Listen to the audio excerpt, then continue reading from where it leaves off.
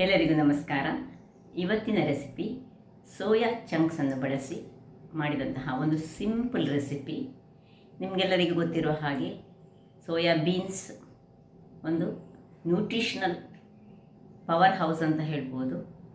ಹಾಗಿರುವಾಗ ಅದರಲ್ಲಿ ಫೈಬರ್ ಉಂಟು ಮತ್ತು ಹೆಲ್ದಿ ಫ್ಯಾಟ್ಸ್ ಉಂಟು.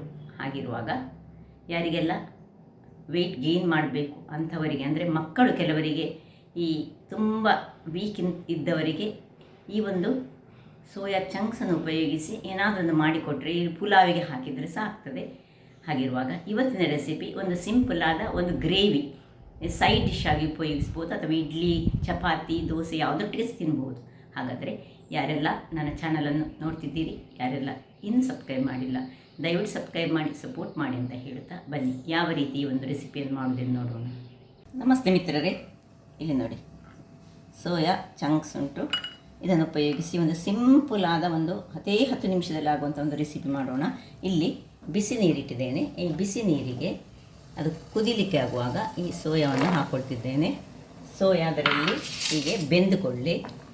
ಒಂದು ಅದಾಗ್ತಾ ಇರುವಾಗ ನಾವು ಇಲ್ಲಿ ಕೂಡಲೇ ನೋಡಿ ಮಸಾಲೆ ಪದಾರ್ಥ, ಏನು ಹೆಚ್ಚು ಮಸಾಲೆ ಇಲ್ಲ, ಒಂದು 50 ಗ್ರಾಮ್ಸ್ನಷ್ಟು ಕರ್ಡ್ ಬೇಕು ನಮಗೆ, ದಪ್ಪ ಕರ್ಡ್. ಒಂದು 4-5 ಒಂದು 4ರಿಂದ 8 ಇದ್ದರೆ ಸಾಕು. ಈ ಕ್ಯಾಶ್ಯೂ ನಟ್ಸ್ ಒಂದು 2 ಅಥವಾ 3, ನಿಮಗೆ ಚೂರು ಖಾರ ಬೇಕಿದ್ದರೆ 3 ಹಾಕ್ಕೊಳ್ಳಿ, ಇಲ್ಲದ್ರೆ 2 ಸಾಕು. ಈ ಮೆಣಸು ಮತ್ತು ಪೆಪ್ಪರ್ಕಾರ್ನ್ಸ್ ಒಂದು ಅರ್ಧ ಸ್ಪೂನ್ ಸಾಕು. ಒಂದು ಅರ್ಧ ಸ್ಪೂನ್ನಷ್ಟು ಜೀರಿಗೆ, 1 ಸ್ಪೂನ್ನಷ್ಟು, ಅಂದರೆ ಇಷ್ಟಿಷ್ಟೇ, ತುಂಬ ಹಾಕ್ಕೊಳ್ಳಿಕ್ಕಿಲ್ಲ, ಕೊತ್ತಂಬರಿ ಬೀಜ.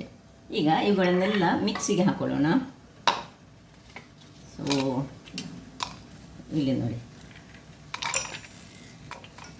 ಎಲ್ಲ ಹಸಿಯನ್ನೇ ಹಾಕ್ಕೊಳ್ಳೋದು ನಾವು.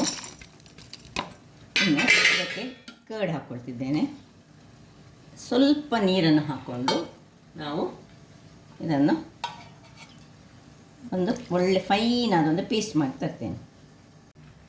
ಇಲ್ಲಿ ಸೋಯಾ ಸಹ ರೆಡಿಯಾಗಿದೆ. ಈ ಸೋಯಾವನ್ನು ನಾವು ಆಫ್ ಮಾಡಿಕೊಂಡು ಹೀಗೆ ಹೊರಗೆ ತೆಗೆದುಕೊಳ್ಳೋಣ. ಸೊ ಹೊರಗೆ ಒಂದು ಬೌಲಿಗೆ ತೆಗೆದುಕೊಳ್ತಿದ್ದೇನೆ.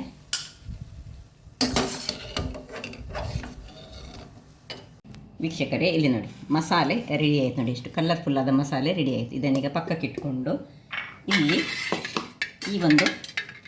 ಇದನ್ನು ಚೆನ್ನಾಗಿ ಹಿಂಡಿಕೊಳ್ಬೇಕು. ಸ್ವಲ್ಪ ಇದರಲ್ಲಿ ನೀರಿರಬಾರ್ದು. ಸೊ ತಣ್ಣಗಾದ ಕೂಡಲೇ ಅದಕ್ಕೆ ಸ್ವಲ್ಪ ಅಗಲಕ್ಕೆ ಹಾಕಿಟ್ಟು ಇದನ್ನೆಲ್ಲ ಹೀಗೆ ನೀರನ್ನು ಹಿಂಡಿಕೊಳ್ತೇನೆ. ಎಲ್ಲ ಹಿಂಡಿಕೊಂಡಾಯಿತು. ಇದನ್ನೀಗ ಅಲ್ಲಿ ಇಟ್ಕೊಳ್ಳೋಣ. ಇಲ್ಲಿ ಬಣಾಲೆಯನ್ನು ಒಂದು ಇಟ್ಕೊಳ್ಳುತ್ತೇನೆ. ಈಗ ಇದಕ್ಕೆ ಬಣಾಲೆಗೆ 1 ಚಮಚದಷ್ಟು ತುಪ್ಪವ ಎಣ್ಣೆಯ ನಿಮಗೆ ಏನು ಬೇಕು ಅದನ್ನು ಹಾಕ್ಕೊಂಡ್ರೆ ಆಯಿತು. ಹಾಕ್ಕೊಂಡು ಅದೇ 1 ಚಮಚ ಸಾಕು. ಇಲ್ಲದೆ ಡ್ರೈ ಆಗಿ ಸಹ ಇದು ನಾವು ಇದು ಮಾಡಿದರೆ ಸಾಕ್ತದೆ. ಇದನ್ನು ಈಗ ಫ್ರೈ ಮಾಡಿದರೆ ಸಾಕ್ತದೆ. ಈ ಸೋಯಾವನ್ನು ಇದರಲ್ಲಿ ಹಾಕ್ಕೊಳ್ಳೋಣ. ಹಾಕ್ಕೊಂಡು ಇದಕ್ಕೆ ಈಗ ಸ್ವಲ್ಪ ಉಪ್ಪು ಮತ್ತು ಖಾರದ ಪುಡಿ ಇಷ್ಟನ್ನು ಹಾಕ್ಕೊಳ್ಳಿಕ್ಕೆ ಉಂಟು. ಇದರಲ್ಲಿ ಚೂರು ಫ್ರೈ ಆಗಲಿ, ಆಗ ಸ್ವಲ್ಪ ಉಪ್ಪು ಹಾಕ್ಕೊಳ್ತೇನೆ. ರುಚಿಗೆ ತಕ್ಕಷ್ಟು ಉಪ್ಪು. ಇನ್ನು ಮೆಣಸಿನ ಪುಡಿ ಸ್ವಲ್ಪವೇ ಸ್ವಲ್ಪ, ಒಂದು 1/4ರಿಂದ ಅರ್ಧ ಚಮಚದಷ್ಟು. ಜಸ್ಟ್ ಇದು ಕಲರ್ ಬರಲಿಕ್ಕೆ ಒಂದು ಚೂರು. ಇನ್ನು ಹಳದಿಯ ಪುಡಿ ಎಲ್ಲ ಪಿಂಚಿನಷ್ಟು. ಈಗ ನಾವು ಮಾಡ್ತಿರೋದೇ ಒಂದು ಇದರಲ್ಲಿ ಒಂದು 30 ಗ್ರಾಮ್ಸ್ ಉಂಟೇನು ಅಷ್ಟರಲ್ಲಿ ಮಾಡ್ತಿದ್ದೇನೆ. ಇದು ಒಬ್ಬರಿಗೆ ಬ್ಯಾಚುಲರ್ಸಿಗೆ ಅಂತ ಬಹಳ ಒಳ್ಳೆಯದು. ಇದು ಕೂಡಲೇ ಆಗ್ತದೆ, ಇದೇನಿಲ್ಲ, ರೆಡಿ ಇದ್ದರೆ ಆಯ್ತು ನಮ್ಮ ಹತ್ರ. ಇಷ್ಟು ತುಪ್ಪದಲ್ಲಿ ಒಂದು ಚೂರು ಇದು ಫ್ರೈ ಹಾಕಿಕೊಳ್ಬೇಕು.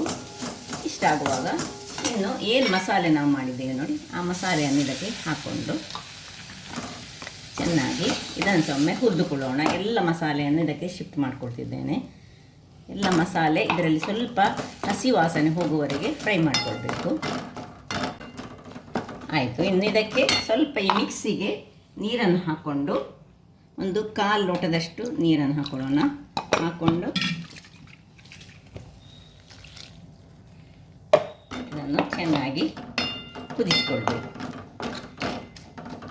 ಚೆನ್ನಾಗಿ ಹೀಗೆ ತಿರುಗಿಸಿಕೊಂಡು ಸ್ವಲ್ಪ ಇಲ್ಲಿ ಉಪ್ಪನ್ನು ಚೆಕ್ ಮಾಡಿಕೊಳ್ಳಿ. ಉಪ್ಪು ಸರಿ ಇರೋದಿದ್ರೆ ಸ್ವಲ್ಪ ಉಪ್ಪು ಹಾಕ್ಕೊಳ್ಳಿ. ಉಪ್ಪು ಹುಳಿ ಖಾರ ಇದ್ದರೆ ಆಯಿತು. ನೋಡಿ ಆಯಿತು, ರೆಡಿ ಆಯಿತು. ಈಗ ನನಗೆ ಮುಚ್ಚಳ ಮುಚ್ಚಿ 1-2 ನಿಮಿಷಗಳ ಕಾಲ ಬೇಯಿಸ್ಕೊಳ್ಳೋಣ. ವೀಕ್ಷಕರೇ ನೋಡಿ ರೆಡಿ ಆಯಿತು. ಇದನ್ನೀಗ ಆಫ್ ಮಾಡ್ಕೊಳ್ತೀನಿ. ಹೆಚ್ಚು ಇದನ್ನು ಕುದಿಸ್ಲಿಕ್ಕಿಲ್ಲ.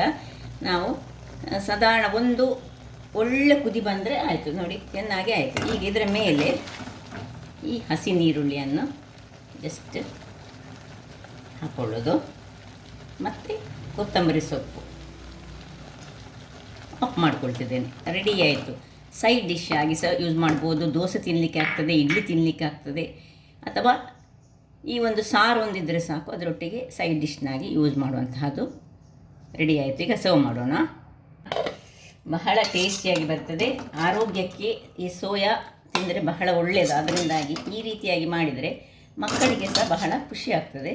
ಸೊ ನೋಡಿ, ಇದು ಹೆಚ್ಚು ನಾನು ಮಾಡಲಿಲ್ಲ, ಒಬ್ಬರಿಗೆ ತಿನ್ನುವಷ್ಟು ಮಾಡಿದ್ದೇನೆ. ಗ್ರೇವಿ ಸಹ ಹಾಗೆ ನಿಮಗೆ ತುಂಬ ಬೇಕಿದ್ದರೆ ತುಂಬ ಮಾಡ್ಕೊಳ್ಬೋದು. ಸೋಯಾದ ಆರೋಗ್ಯ ಫಲಿತಾಂಶಗಳು ನಿಮಗೆಲ್ಲ ಗೊತ್ತಿರುವಂಥದ್ದೇ. ಸೊ ಸ್ವಲ್ಪ ಗಾರ್ನಿಷ್ ಮಾಡ್ಕೊಳ್ಳೋಣ. ಒಂದು ರುಚಿಕರವಾದ ನೋಡಿ ಆರೋಗ್ಯಕರವಾದ ಸೋಯಾ ಚಂಕ್ಸ್ನಿಂದ ಮಾಡಿದಂತಹ ಒಂದು ರೆಸಿಪಿ. ಕ್ವಿಕ್ಕಾಗಿ ಮಾಡುವಂಥದ್ದು. 5-10 ನಿಮಿಷ ಸಾಕು. ಸೋಯಾವನ್ನು ಬೇಯಿಸಿದರೆ ಸಾಕು, ಮತ್ತು ಏನಿಲ್ಲ ಹೆಚ್ಚು. ತುಂಬ ಟೇಸ್ಟಿಯಾಗಿ ಸಹ ಬರ್ತದೆ, ಆರೋಗ್ಯಕ್ಕೆ ಸಹ ಉತ್ತಮ. ಹಾಗಾದರೆ ನನ್ನ ಈ ಕುಕಿಂಗ್ ಚಾನಲ್ ನಿಮಗೆ ಇಷ್ಟ ಆದರೆ ಬೋಳೂರು ಸುವರ್ಣ ಚಾನಲನ್ನು ಲೈಕ್ ಮಾಡಿ, ಶೇರ್ ಮಾಡಿ, ಹಾಗೆ ಸಬ್ಸ್ಕ್ರೈಬ್ ಮಾಡಿ, ಹಾಗೂ ನನ್ನ ಇನ್ಸ್ಟಾಗ್ರಾಮ್ ಪೇಜನ್ನು ಫಾಲೋ ಮಾಡಿ. ಧನ್ಯವಾದಗಳು.